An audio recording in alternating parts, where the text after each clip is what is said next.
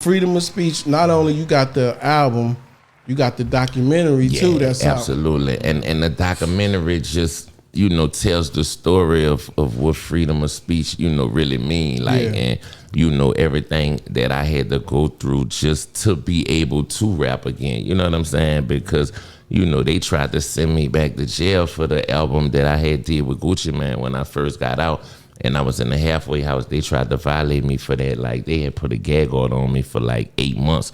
You know what I mean? Well, they didn't want me doing nothing pertaining to music or nothing pertaining to entertainment, that I could make money off of. Damn. You know what I mean? And I was like, oh, wait, hold up, man. Like, this is what I do. I've been doing this since I was 13 years old, man. Like, y'all trying to stop me from making a living? Like, this is how I feed my family. Right. Like, what you mean I can't rap? Yeah. You know what I'm saying? Yeah. So, I had to go back and forth to court, man, and fight that. And, the judge eventually, ruled in my favor and said that, that was a, violation, you know what I mean? The First freedom of Amendment, speech, right? You know what I'm saying? So, because they were trying to tell me what I could rap about, what I couldn't rap about. Damn. They ain't want me rapping about guns. They ain't want me rapping about snitches. They ain't want me rapping about this, about that. Like, they basically were trying to turn me into Will Smith or something. Like, like a gospel rapper or something. You know what I mean? And I was like, nah, man. And that ain't gonna work with your fan base. Yeah, nah, man. I was like,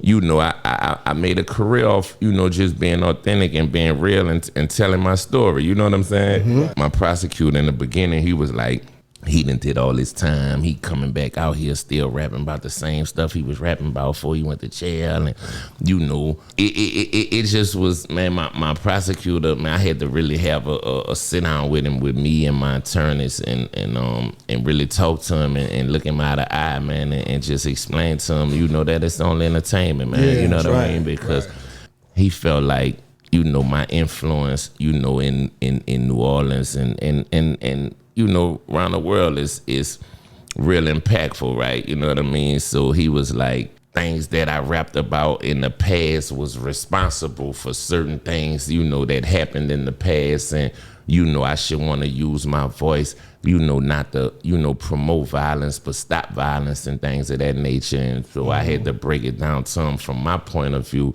You know what I mean? Like, I ain't the first one to rap about it. I ain't gonna be the last one to rap about it. You know what I mean? And, it's not that I'm promoting violence. It's basically me telling my story, and then in the same breath, trying to let the youngest know, don't be like me, be better than me. You see what I'm saying? Yeah, so, for sure.